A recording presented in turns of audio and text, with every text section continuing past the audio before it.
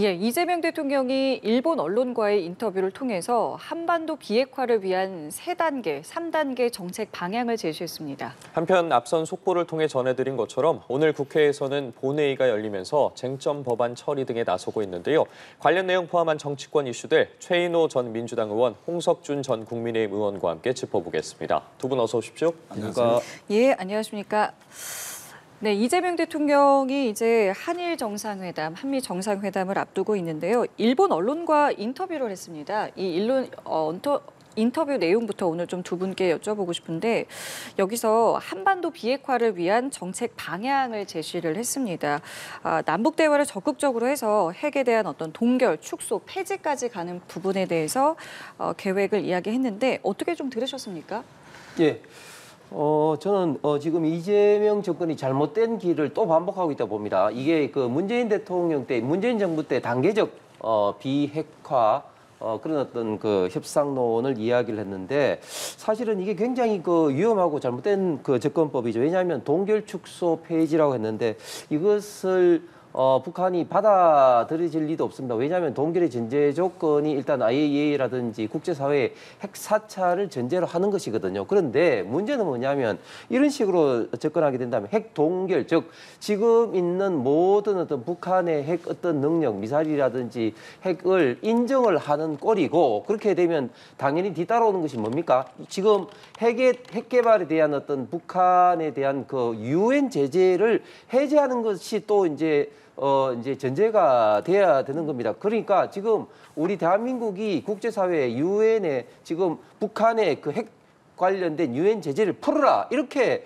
요구를 하게 되는 꼴입니다. 예를 들면 2018년도 당시 아셈 어떤 회의에서 문재인 대통령이 당시 마크롱 대통령이 또 이런 이야기를 하니까 마크롱 대통령도 사실은 비웃다시피 하면서 국제사회에서 사실상 어떻게 보면 좀 놀림감이 되기도 했는데 또 이렇게 북한의 핵을 마치 있는 것으로 전제하는 것처럼 동결을 먼저 1단계로 내세우는 것은 굉장히 잘못된 접근법이고 이런 것들은 앞으로 다가오는 일본은 물론이고 미국과의 어떤 협상 대화에서도 굉장히 좀 갈등과 충돌이 있을 것으로 예상이 됩니다.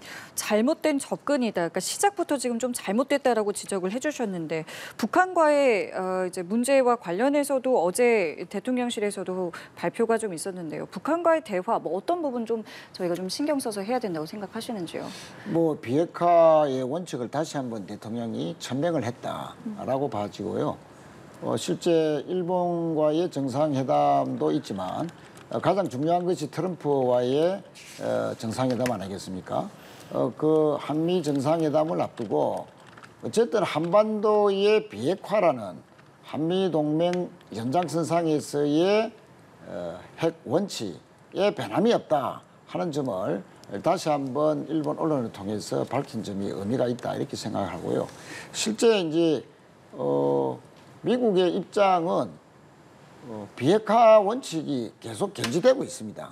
다만 북한이 사실상의 핵 보유국을 지위를 인정해달라 하는 그런 차원에서 트럼프 정부의 어떤 입장 변화, 현실적으로 핵 보유를 인정해주고 나머지 이제 그 한반도의 평화 방안에 대해서 한번 논의해보자 하는 그런 북한의 입장에 대해서 트럼프가 앞으로 어떤 그 입장을 보일 것인지가 상당히 주목되는 가운데에 그러나 한국의 대통령으로서 한반도의 비핵화라는 그 원칙은 전혀 변함이 없다. 그런 그 기조를 확인한 가운데에 트럼프 대통령과의 정상회담 속에서 이 기조가 계속 어떻게 유지될 수 있는지 또 비핵화의 원칙을 어떻게 관철시킬 수 있을 것인지에 대한 구체적인 논의를 전개할 것으로 보입니다.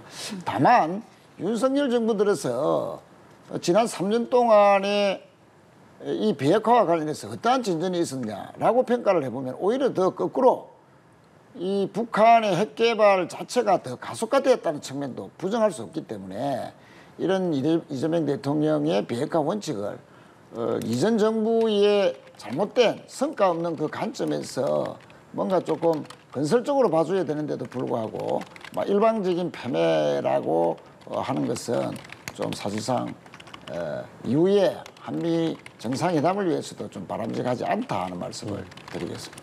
이와 함께 이재명 대통령 중국, 러시아, 북한과의 관계 관리의 중요성도 함께 언급을 했습니다. 이를 위해서는 한미 또 한미일 협력이 든든한 토대가 돼야 한다라고 입장을 밝혔는데 이 부분에 대해서는 좀 저희가 어떻게 앞으로 펼쳐나가겠습니까? 예, 이 이재명 대통령의 이런 어떤 의미는 결국은 뭐 실용 어떤 노선을 어떤 그 바탕으로 해서 어떤 정책을 하는 건데 저는 물론 뭐 어떻게 보면 당연하다고 이해할 수 있지만 그러나 또 분명히 우리가 기준을 잡아야 되는데 여기 가서도 셰시하고 여기 가서도 셰시하는 그런 식으로 그 국제사회에 비칠 우려가 굉장히 많다고 봅니다. 조금 전에 최인호 의원님께서 윤석열 전 대통령 때 진전된 바가 없다고 했는데 그게 아니죠. 왜냐하면 북한의 어떤 비핵화를 전제로 해서 한미 간의 어떤 그런 어떤 협력을 했고 협력을 바탕으로 해서 북한에 그러면은 이제 그 핵의 어떤 그런 어떤 공조 내지는 어떤 핵을 어떻게 보면 좀 우리 대한민국도 간접적으로 그렇게 가져야 되기 때문에 핵 공유 협정을 맺었습니다. 이걸 통해서 북한의 굉장한 어떤 무언의 압박이 좀 됐은 거죠. 그런데 지금 와서 지금 또 핵 동결이라고 이야기하는 것은 제가 조금 전에 말씀드린 것처럼 북한의 핵을 그대로 인정을 하는 꼴이기 때문에 국제사회도 굉장히 대한민국의 이런 어떤 변화에 대해서 굉장히 파장이 있을 수밖에 없을 것이고 또 한미일 관계와 그리고 한국과 대한민국과 지금 러시아 그리고 중국과의 관계를 동일선상에서 보면 안 됩니다. 한미일의 관계는 어떻게 보면 혈맹을 넘어서 운명 공동체의 관계이기 때문에 굉장히 우리 대한민국의 어떤 운명을 봐서는 굉장히 좀 중요시 여겨야 되는데 이것을 단순하게 봐서는 곤란하다. 그런데 최근에 지금 이재명 어떤 정권의 움직임을 보면은 윤석열 대통령 때 통일 독트린도 파기를 했습니다. 윤석열 대통령의 통일 독트린이 뭡니까? 결국은 자유와 인권을 바탕으로 해서 통일을 한다는 이런 또 원칙인데 이것이 지나친 이념과 가치에 경도됐다는 이유로 폐기했는데 자유와 인권을 가장 중요시 여기는 대한민국 그리고 일본, 미국이 이렇게 바탕을 둔 여러 가지 어떤 국제 어떤 이런 어떤 협력 관계가 중심이 돼야 되는데 이재명 정권에서 이런 어떤 통일 독트린도 폐기했다는 자체는 저는 지금 미국과 일본이 굉장히 좀 이재명 정권에 대해서 우려스러운 어떤 그런 눈길로 바라볼 수밖에 없는 지금 환경이 되는 것 같습니다. 지금 정부에서 어쨌든 실용 외교를 강조하고 있는 상황 속에서 뭐 여러 가지 고려할 부분들이 굉장히 많은 것 같습니다. 그렇습니다. 뭐 외교라는 것이 기본축이 있고 또 보조축이 있는데 당연히 기본축은 한미 동맹이죠. 또 한미일 간의 삼각 안보 동맹 체제의 강화라든지 한미일 협력이 대단히 중요하다. 특히 그 주변 국가 중국이나 러시아와의 관계를 잘 관리하기 위해서라도 한미일 협력이 중요하다 하는 그런 점을 어제 대통령께서 더 강조하셨다 하는 측면에서 의미가 있고요. 그러나 윤석열 정부의 외교라는 것이 지금 와서 다 여러 가지로 평가를 받고 있지만 너무나 성과도 없었을 뿐만 아니고 긴장만 격화시켰다. 아까 자꾸 동결이라는 의미를 자꾸 축소해서 우리 홍 의원님께서 말씀하시는데 동결은 더 이상 북한이 핵 개발을 가속하지 못하도록 하자. 윤석열 정부 들어서서 그렇게 폐쇄하고 폐쇄 일관도로 가고 긴장 일변도로 정책을 펼친 결과 더 문을 걸어 잠그고 핵 개발을 더 강화했지 않습니까? 그렇게는 하지 말아야 된다. 동결의 목적이라는 것은 결국은 축소 그리고 폐지까지 나아가자는 그런 상황이기 때문에 그런 3단계의 의미를 제대로 이해할 필요가 있다 이렇게 생각을 하고요.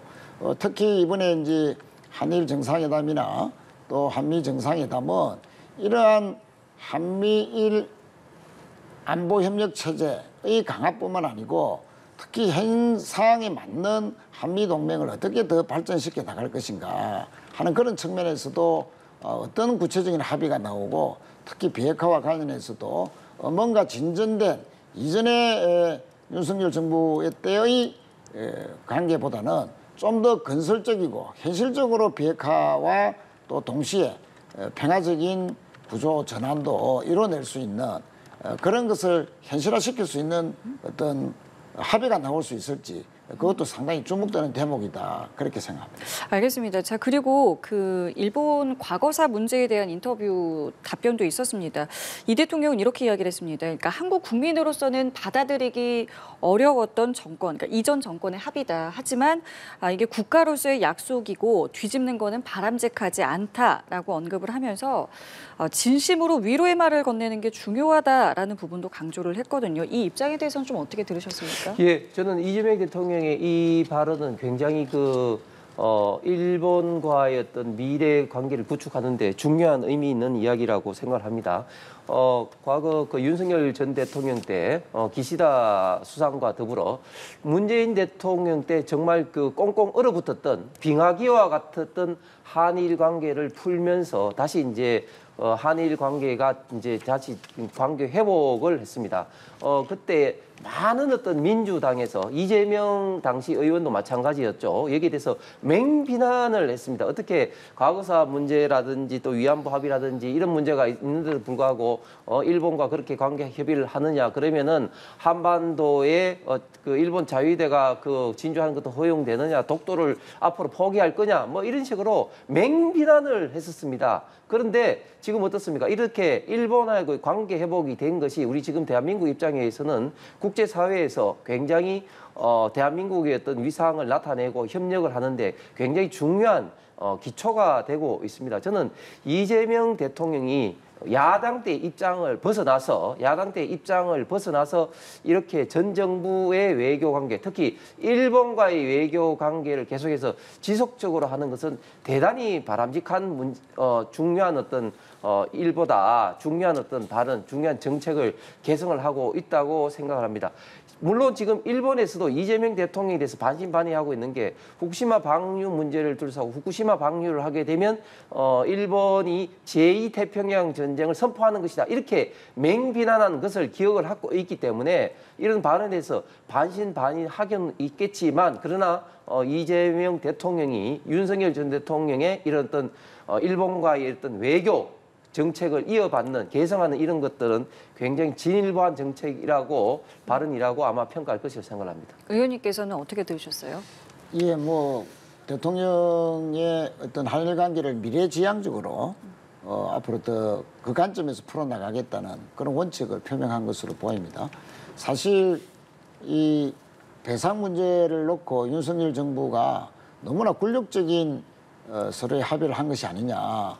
일방적으로 피해 국가인 왜 우리나라가 전적으로 그 배상을 하는 주체가 돼야 되느냐. 일본은 빠지고 대위 변제를 통한 제3자 변제 방식이 과연 옳은 것이냐 하는 그런지 상당히 유족들뿐만 아니고 국민 정서상으로도 상당히 많은 그 지적과 비난을 받았었는데 그럼에도 불구하고 이재명 대통령은 전 정부의 합의를 하더라도 바람직하지 못한 부분은 분명히 있지만 그러나 한일 관계의 미래지향적인 건설적 관점에서 수행하겠다라는 식으로 천명을 했습니다. 그런데 이제 이런 부분에 대해서 이제 그 유족 측이나 과연 이제 국민들이 어떻게 이제 반응할지가 상당히 주목되는 대목인데 뭐 한일 관계가 미래지향적으로 돼야 된다는 측면에서는 당연히 다 동의를 할 것입니다. 다만 이렇게 좀 일방적으로 일본의 소위 이제 그 가해자 측에 유리한 방향으로 되어 있었던 이전 정부 윤석열 정부의 어떤 합의 이 부분에 대해서 그러면 유족 측이나 또 이를 또 정서적으로 받아들이기 힘들어하는 국민들의 입장에서는 현실적으로 어떻게 그런 풀어나갈지는 또 이재명 정부의 또 몫이 되었다라고 판단하기 때문에 이런 점에서 아주 그 지혜가 필요한 대목이 아닌가 생각하고요.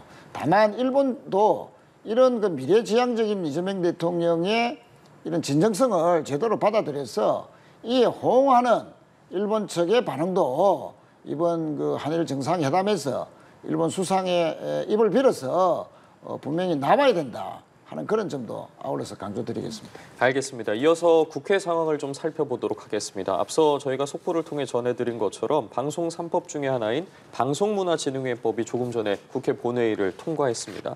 그리고 이제 뭐 한국교육방송공사법 같은 경우에도 남아 있고요.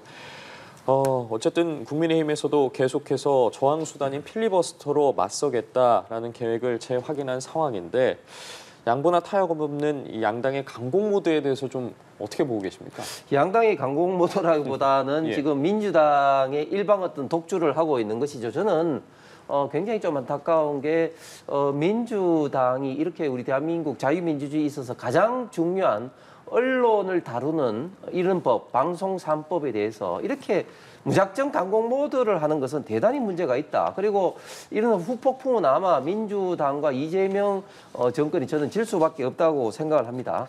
제가 21대 과방이 있었기 때문에 이 문제를 수없이 많이 다루었는데 이번에 방문진법, 앞서서 처리한 방송법도 마찬가지지만 결국은 방문진 관련된 어떤 이사를 늘리고 그리고 사장을 임명하는 데 있어서 선정위원회를 한다는 이런 건데 겉으로 보기에는 좋은 것 같이 보이죠. 그런데 굉장히 문제가 있는 게 이런 겁니다. 방송법도 그렇고 지금 방문진법에서 있던 이사라는 게 크게 보면 3대 원칙을 충족해야 됩니다. 대표성, 중립성, 그리고 독립성이 이제 충족이 돼야 되는데 즉 대표성이라는 게 과연 이 이사들이 국민의 어떤 대표 역할을 할 수 있느냐 이런 어떤 문제가 충족이 돼야 됩니다. 물론 지금까지 정권이 바뀔 때마다 결국 이제 국회, 정부가 추천하는 사람들이 달라지기 때문에 정권이 바뀔 때마다 이렇게 방문진, 즉 MBC의 어떤 그런 방송문화진흥의 이사장과 그리고 사장들이 바뀌는 게 맞느냐 이런 어떤 비판을 했습니다만은 그래도 지금 어떤 제도에서는 최소한의 대표성, 즉 국회와 정부가 추천하는 그런 이사로 되는데 지금 개정안은 결국은 방송 관련된 학회라든지 변호사 단체라든지 시청자위원회에서 결국 이제 추천해서 이제 이사들이 이제 들어가서 확대가 되는데 과연 이 단체들이 어떤 대표성이 있는 겁니까? 예를 들면 방송 학회만 하더라도 우리 지금 대한민국에 거의 40여 개가 있습니다. 그럼 어떤 학회가 들어가는 것이 맞습니까? 이렇게 굉장히 대표성도 없을 뿐만 아니라 특히 이렇게 되면은 소위 말해서 민노총 산하의 민원연 소속의 특정 어떤 단체, 특정 어떤 정치적 성향의 어떤 노조가 굉장히 영향력을 행사를 할 수밖에 없습니다. 그래서 방송법과 더불어 방문지법이 이런 식으로 개정이 되면 민노총 연구장악법이다 이런 식으로 비판을 많은 곳에서 할 수밖에 없는데 이런 어떤 비판을 민주당도 좀 수용을 하면서 좀 더 협의를 좀 진행을 해야 되는데 이렇게 무작정 그냥 그 의석수를 앞세워서 힘으로 밀어붙이는 것은 대단히 부적절한 이런 어떤 국회 입법 처리 과정이라고 보여집니다. 민주당에서 어쨌든 기다릴 만큼 기다렸다라는 입장으로 법안 처리에 나서고 있는데 짚어주신 것처럼 자칫 좀 일방 독주에 대한 이미지가 커질 우려에 대해서는 어떻게 생각하십니까? 일반 독주라기보다도 국민의힘의 방송 개혁에 대한 발목 잡기에 더 이상 이제 끌려가지 않겠다는 민주당 국회의원들의 방송 개혁에 대한 의지가 오늘의 그 본회의 처리로 이어졌다. 이렇게 보는 것이 맞을 것 같고요. 아까 홍 의원님도 독립성 강조하셨지만 실제 독립성을 강화하려면 지금 법상에서 이재명 정권의 의도대로 하는 것이 훨씬 더 편합니다.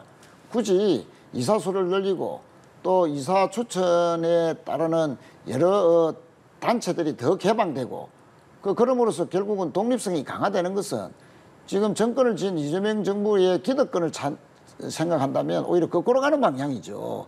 그만큼 방송의 독립성을 또 중립성을 위해서 그 정권을 잡은 기득권을 내놓겠다는 그런 개혁의 의지를 높이 평가해야지 왜 그 방송 그 학회라든지 시청자위원회라든지 뭐 이런 그 전문가 단체들이 더 참여해서 더 이제 공정하기도 하고 시청자의 알 권리도 좀 더 개방되게 더 보장하는 그런 점을 왜 폐망하는지 저는 잘 이해가 가지 않는다. 사실은 그 윤석열 정부 들어서 방통위를 장악해서 각종 공영방송을 인사를 좌지우지하고 했던 그런 그 자꾸 방송개혁에 반대됐던 그런 방향의 관점에서 자꾸 방송개혁의 여러 가지 조치들을 폄훼하는 것은 참 옳지 않던 태도다 이렇게 생각을 하고요. 앞으로 이 법이 통과됨으로써 이제 아까도 말씀드렸던 전문가들, 변호사들, 시청자들 이런 다양한 층에서의 의사 기준이 이사회의 학대를 통해서 다양하게 보장이 된다 하는 그런 측면에서 우리 국민들도 방송 개혁의 일환이 이제 한 매듭이 지어졌다 하는 그런 점에서 많은 양해를 해주시길 바라고요. 특히 그 이진숙 방통위원장이 1인 체제로 해서 지금 어떠한 의결 구조도 행사하지 못해서 식물기관으로 지금 전락했습니다. 또 이 MBC 외에 KBS라든지 다른 공영방송에 대한 개혁 조치도 이루어져야 되는데 이진숙 위원장이 딱 알박기로 아무 일도 못하게끔 지금 사퇴 거부를 함으로써 방송 개혁이 또 더디고 있다는 점도 앞으로 저희 당이 추진하고 있는 여러 가지 대안입법에 대해서도 방송 개혁이라는 측면에서 많은 관심을 좀 가져주시길 바란다 하는 말씀도 아울러 드리겠습니다. 알겠습니다. 자, 그리고 최근에 이 검찰 개혁과 관련해서 당내에서는 미묘하게 온도차가 감지된 바가 있었는데요. 저희가 발언 모아봤습니다. 듣고 대담 이어가겠습니다. 검찰 해체는 검찰 스스로 하고 있는 것 같습니다. 검찰 스스로 검찰에게 압수수색하고 수갑을 스스로 채우시기 바랍니다. 정청래 대표님의 말씀은 정치적인 발언 메시지로 좀 이해하면 좋을 것 같아요. 예, 입법이 완료되는 것은 좀 더 시간을 필요로 하지 않을까 싶습니다. 예, 이런 발언들이 나온 이후에 어제 저녁에 이제 이재명 대통령과 정청래 대표를 비롯해서 이제 당 신임 지도부가 만찬을 했습니다. 그리고 거기서 나온 이제 정리된 내용이 무엇이냐 하면 검찰개혁 법안을 추석 전에 국회에서 처리하겠다라고 당정대가 뜻을 모았다라는 이제 정리된 내용이 나왔습니다. 사실 저희가 그 전까지만 해도 이 어떤 뭐랄까요, 이 당정 사이에 조금 속도와 관련해서 약간의 이견이 있는 거 아니냐 이런 분석들도 좀 나왔는데 어쨌든 이 법안 처리 시점이 이제 명확하게 좀 정리가 된 것 같습니다. 의원님 어떻게 보고 계세요? 예, 이 문제를 둘러싸고 대통령실과 이재명 대통령실과 그 정청래 대표 굉장히 좀 의견이 굉장히 갈렸죠.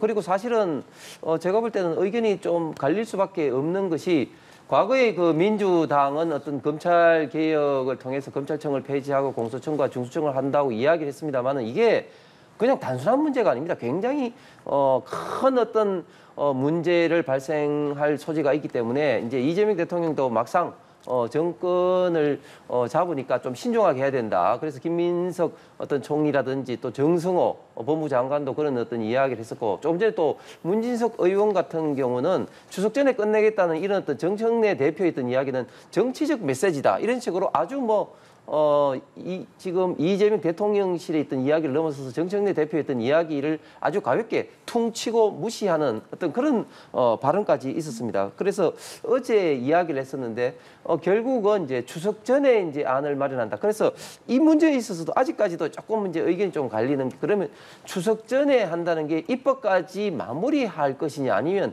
당정의 안을 마련할 것이냐 이 문제도 저는 아직까지 이제 명확하게 지금 이제 그 정리는 좀 되지 않았다고 봅니다. 왜냐하면 물리적으로 입법까지 마무리한다는 게 결코 지금 쉽지 않습니다. 추석 전에. 예를 들면 추석이 지금 10월 6일인데요. 지금 과연 앞으로 한 달 남짓 동안 이게 입법적으로 완전히 마무리될 수 있느냐. 저는 사실상 불가능한 것이라 보고 저는 이런 문제야말로 정말 신중하게 된다. 왜냐하면 지금 문재인 정부 때부터 민주당이 사법제도 개편이 1단계 검경수사조정권, 그다음에 공수처, 그다음에 검수완박 지금까지 쭉 이어왔습니다. 그런데 지금까지 이루어졌던 사법제도 개편이 그러면 평가가 어떠냐를 보면 굉장히 지금 문제가 많습니다. 예를 들면 제가 21대 때 구체적으로 조사를 해봤는데요.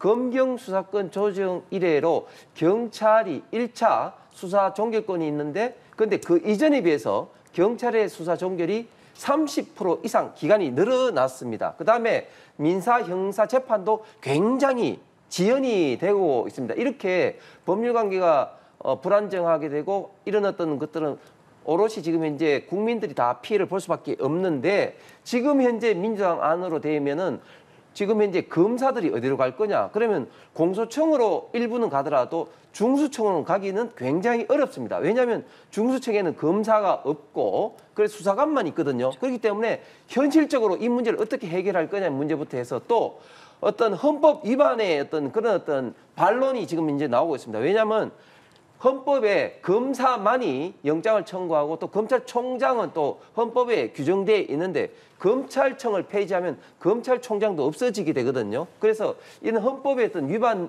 우려도 있는 상황인 만큼 이 문제는 속도보다는 정말 현실적으로 문제가 없도록 국민의 피해가 없도록 신중하게 추진되어야 될 것 같습니다. 그 말씀하신 것처럼 뭐 중수청을 어디에 둘 것인지, 검찰의 보안 수사권은 뭐 어떻게 할 것인지에 관해서 좀 신중하게 해야 된다는 말을 여러 차례 지금 반복하셨거든요. 예, 어제 이제 만찬을 통해서 한 며칠 사이에 당정에 엇박자가 있는 거 아니냐, 예. 뭐 이런 우려가 있었는데 말끔히 이제 씻었다라고 보고요. 이견 없이 흔들림 없이 검찰 개혁을 추진하겠다는 당과 또 대통령실 간에 특히 대통령과 당대표 간에 아주 완전한 합의가 있었다라고 봐지고요.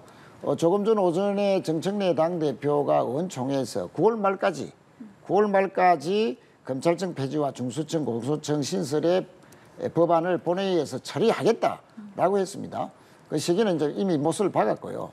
그런데 이 못을 박았던 배경에는 대통령께서 여러 가지 메시지를 낸 다시는 수정이 없는 법안을 완벽하게 만들어라 하는 그런 그 메시지를 다 포함하는 시기 규정이다라고 봐져서 방금 말씀하셨듯이 공소청과 기소청 간의 관계, 또 공소청과 기소청 간의 관계를 조율할 수 있는 국가수사위원회의 관계, 또 헌법상 보장된 검찰총장의 지위를 그러면 어떻게 명문화할 것인지, 이런 문제에 대해서도 아주 세밀하게 다 완벽하게 합의는 사항에서 9월 말까지 처리하겠다라는 것이기 때문에 이미 나와 있는 여러 가지 4개 검찰개혁과 관련된 법안들의 좀 더 세밀한 수정, 보완 작업이 더 구체적으로 진행되지 않겠느냐. 그리고 이런 법들은 다 재정법이기 때문에 법상 공청회 등을 다 거치게 되어 있습니다.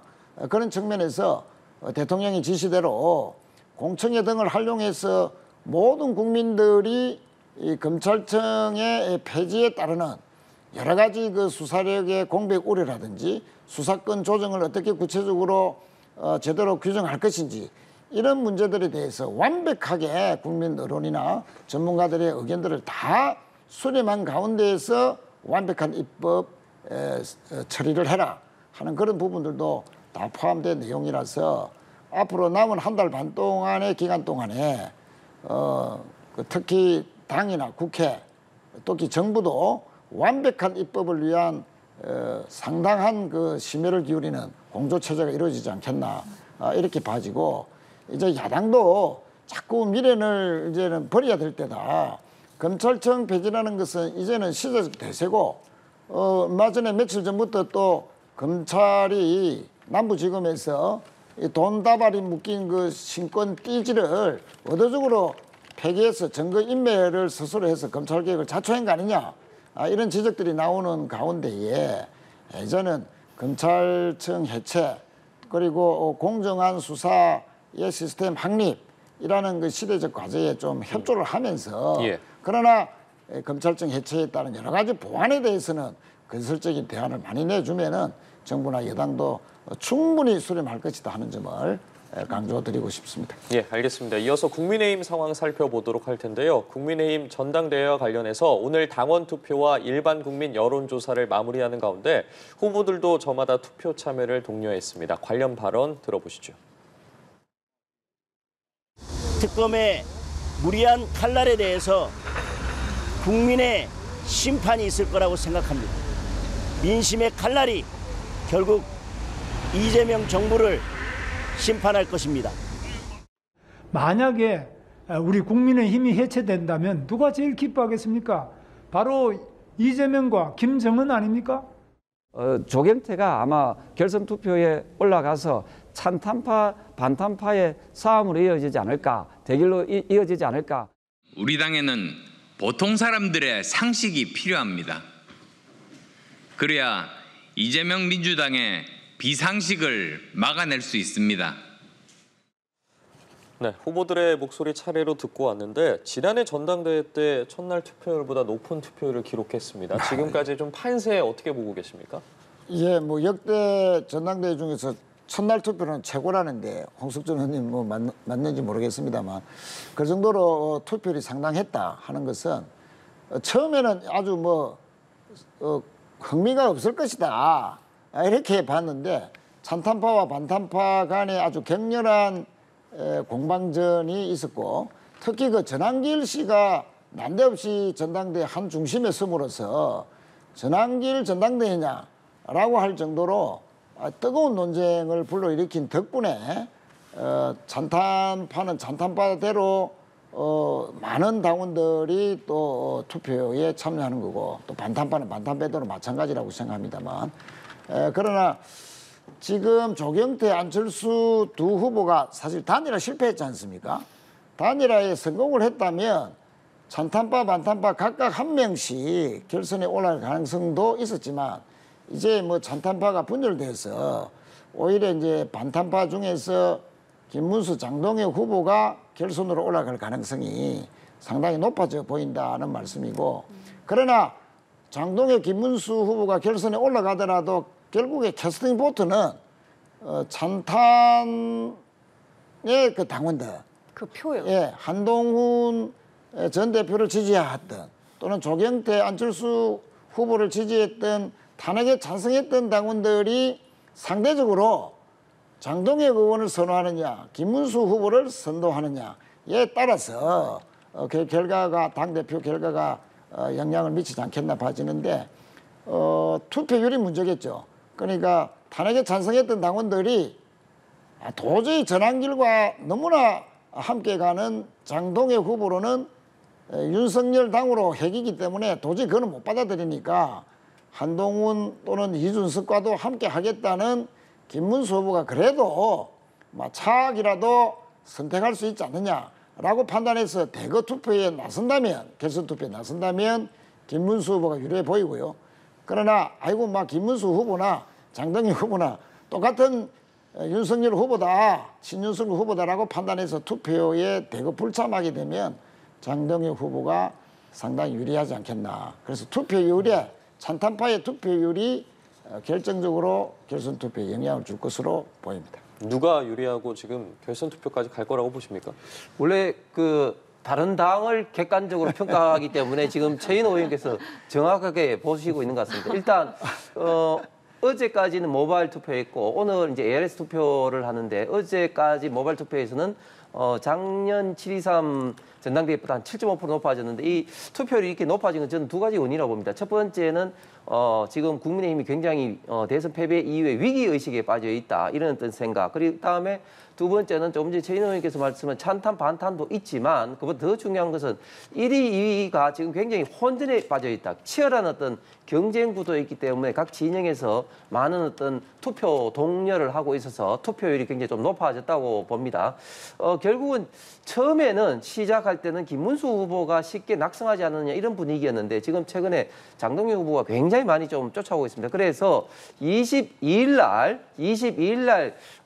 그 전당대회 때는 후보 한 사람이 50% 이상의 과반을 얻으면 끝나는데 아마 한 사람이 50% 이상 얻기는 쉽지 않다. 그렇기 때문에 22일 날 끝내지 못하고 결선 투표 26일까지 진행이 될 가능성이 많고 26일 날 진행이 된다면 조금 전에 말씀하신 것처럼 결국은 조경태, 안철수 후보의 표가 어디로 가느냐가 핵심적으로 이제 중요하겠지만 그러나 또 각 진영이 어떻게 결선 투표에서 또 뭉치느냐 여기에 따라서 결정되기 때문에 막판까지 굉장히 좀 혼전, 치열한 경쟁이 될 것 같습니다.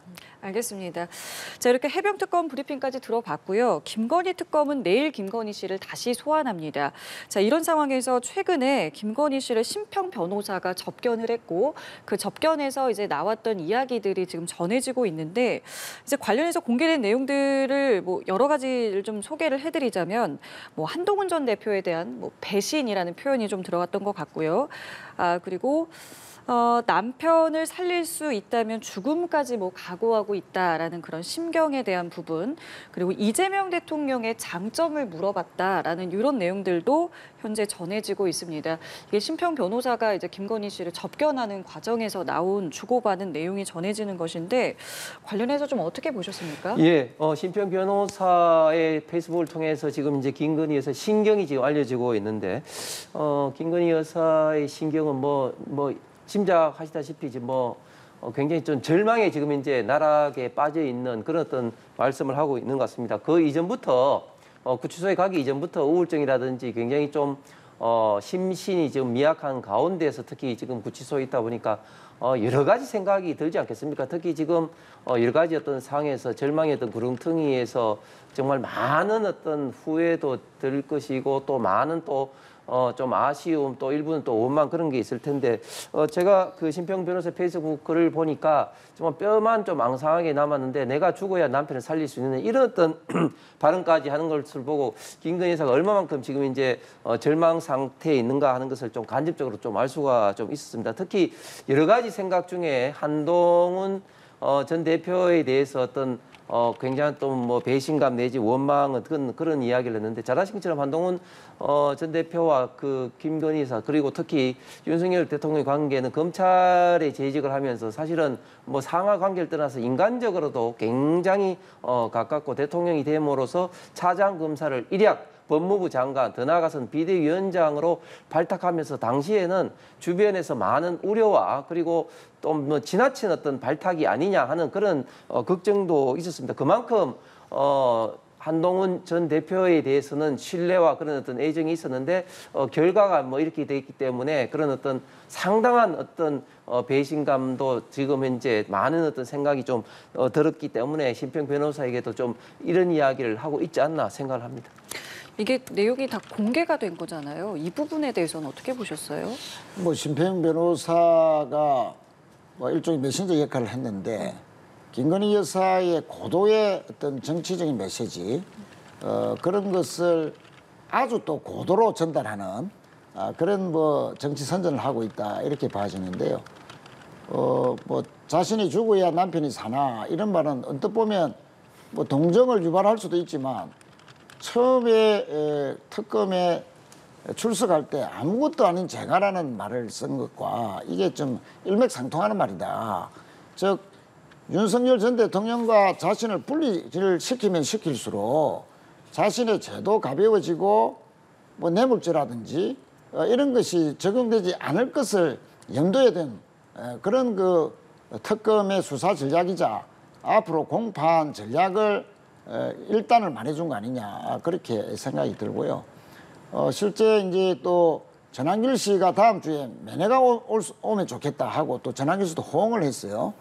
왜 느닷없이 특검 수사를 받는 김건희 씨가 난데없이 전한길 씨를 또 소환하느냐. 이것은 앞으로 탄생될 국민의힘 새 지도부가 친윤 인사, 친윤 후보로 될 것이기 때문에 또 그것을 주도하고 있는 전한길 씨와의 어떤 면회를 통해서 정서적인 일체감을 보여주면서 정치적으로도 앞으로 국힘의 새 지도부는 윤석열 부부와 함께 가는 그런 지도부다라는 알게 모르게 이렇게 인식을 심어주려는 고도의 그런 정치 행위를 지금 하고 있는데 저는 이 특검 수사를 교묘하게 피하고 또 진술 거부권을 행사하면서 일체 수사에 협조하지 않는 이런 태도와 함께 고도로 새로운 그 국민의힘 지도부와도 또 이렇게 교감해서 일체화시키려는 그런 고도의 정치 행위를 벌이고 있는 것에 대해서 개탄스럽다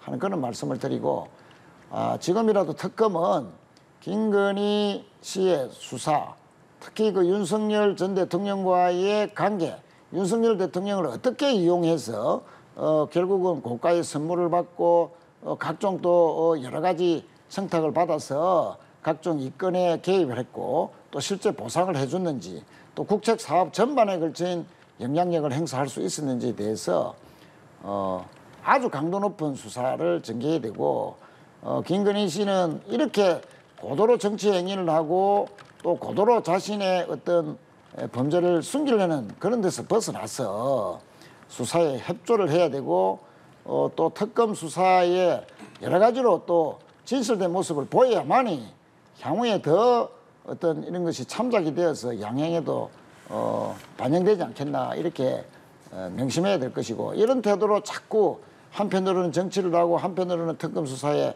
전혀 비협조적인 자세를 해서는 본인에게 더욱더 불리한 상황으로만 전개될 것이다 하는 점을 말씀드리고 특히 그 국민의힘 새 지도부도 전환길 씨를 매개로 해서 이 윤석열 전 대통령 부부가 벌리고 있는 어떤 국민의힘 새 지도부와 일치하려는 시도에 대해서도 확실하게 선을 끊는 그런 자세가 필요해 보인다라고 말씀드리겠습니다. 예, 알겠습니다. 두 분 말씀은 여기까지 듣겠습니다. 최인호 전 민주당 의원, 홍석준 전 국민의힘 의원과 함께했습니다. 고맙습니다. 감사합니다.